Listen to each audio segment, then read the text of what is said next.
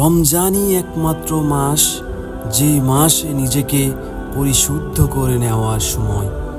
আলহামদুলিল্লাহ, বিস্ময় মহামারীর মধ্য দিয়েও আল্লাহ সুবহানাহু তাআলা আমাদের পবিত্র মাহ রমজানের রোজা রাখার তৌফিক দিয়েছেন।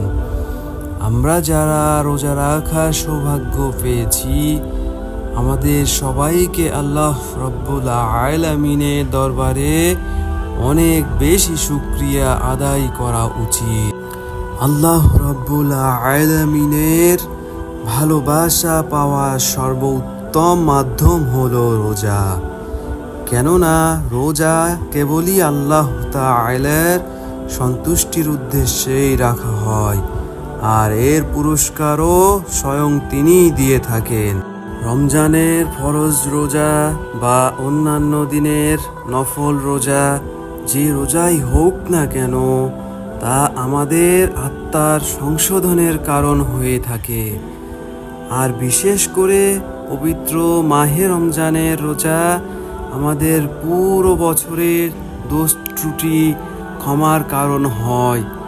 নিজেকে পরিশুদ্ধ করে নেওয়া সর্বোত্তম সময়ও এটি। কেননা মানুষ যখন আল্লাহ তাআলার জন্য জাগতিক আরাম আয়েশ, চাওয়া পাওয়া ইত্যাদি থেকে বিরত থাকে, তখন সে তার নফসকে পুণ্যের ওপর প্রতিষ্ঠিত রাখতে অধিক শক্তি পায়। কিন্তু এই বিষয়টি স্মরণ রাখা উচিত যে রোজার প্রকৃত উদ্দেশ্য কেবল উপবাস থাকাই নয়।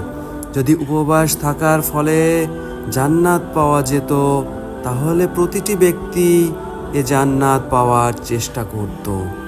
কেননা উপবাস থেকে মৃত্যুবরণ করে নেওয়াটা তেমন কোনো কঠিন বিষয় নয়, বরং কঠিন বিষয় হলো আধ্যাত্মিক ও চারিত্রিক পরিবর্তন সাধন করা। হাদিস থেকে জানা যায়, রোজা ধৈর্যের অর্ধেক আর ধৈর্য ঈমানের অর্ধেক। ইসলামের 5টি স্তম্ভের মধ্যে রমজানের রোজা স্রষ্টার সাথে বান্দার সাক্ষাৎ হওয়ার মাধ্যম হিসেবে সর্বশ্রেষ্ঠ স্তম্ভ বলে বিবেচিত হয়।